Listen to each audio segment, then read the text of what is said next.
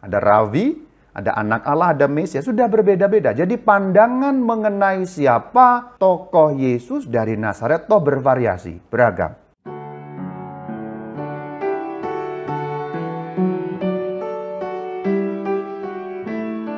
Kenapa kok Yesus disebut dari Nazaret? Ini alasannya. Dalam Matius 2 ayat 23, setibanya di sana ianya Yusuf, ia pun tinggal di sebuah kota yang bernama Nazaret.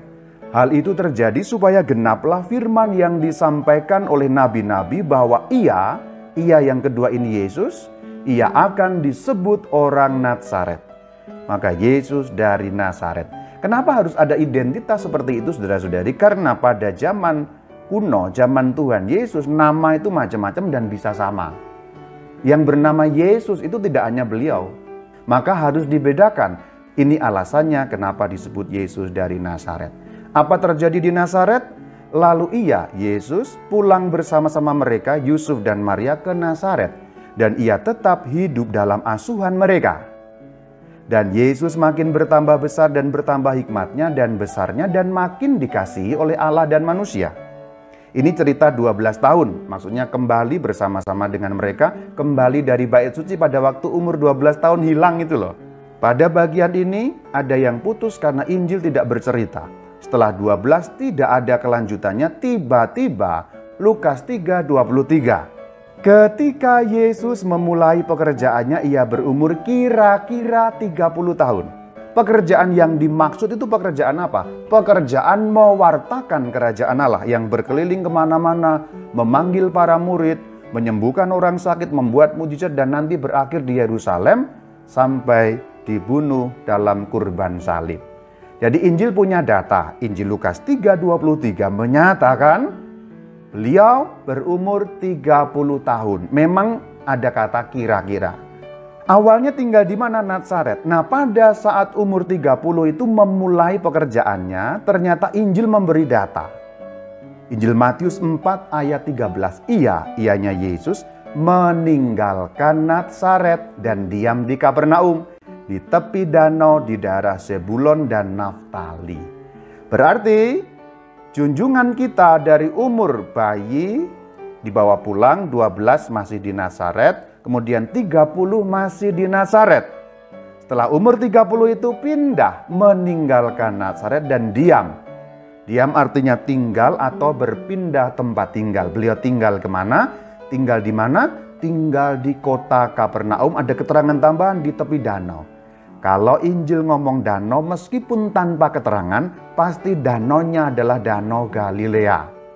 Danau Galilea itu disebut juga Danau Tiberias.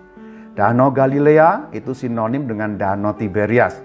Kadang-kadang juga disebut Danau Kineret, meskipun dalam Injil tidak ada Danau Kineret.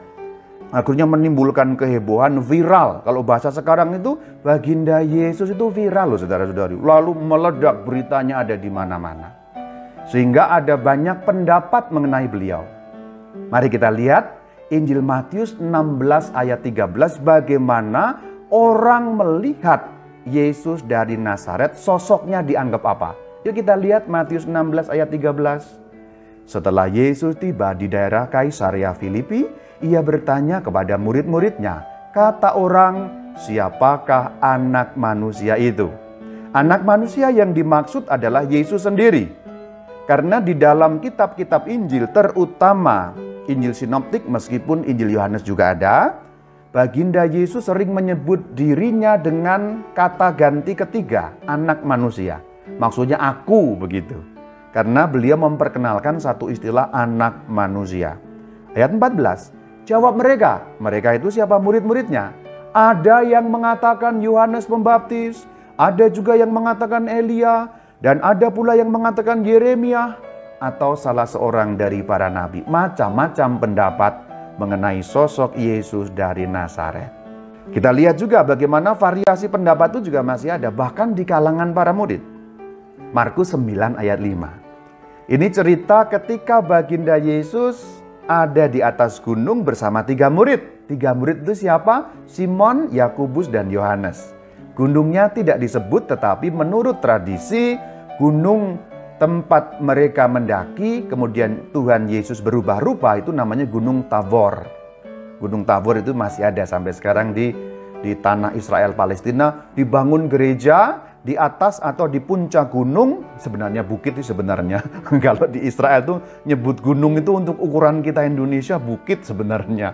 Nah, di atasnya ada satu gereja namanya Gereja Transfiguratio, gereja perubahan rupa.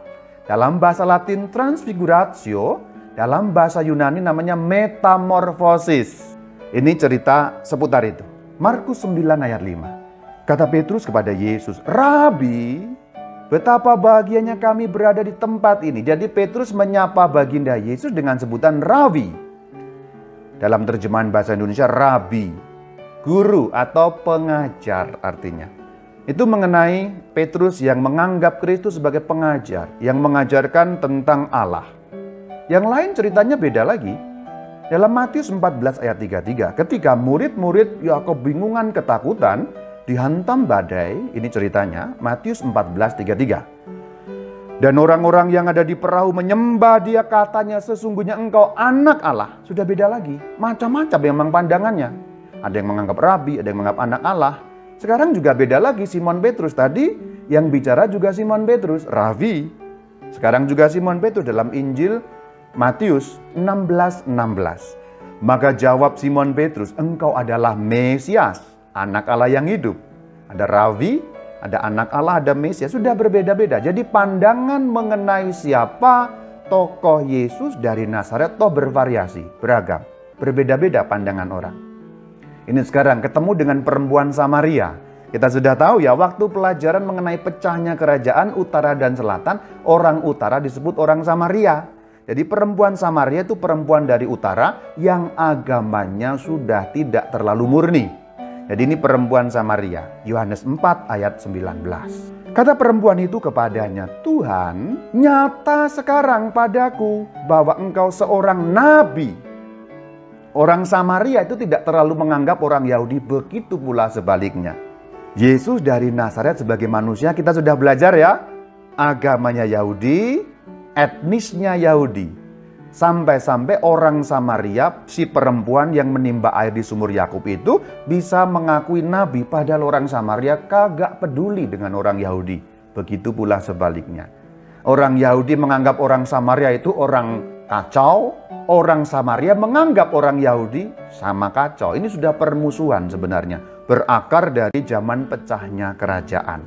Jadi macam-macam pandangan mengenai Yesus Kristus. Tadi pertama kita membahas Yesus dari Nazaret, cerita mengenai beliau dan tanggapan orang-orang yang ada pada zaman itu, berbagai macam orang.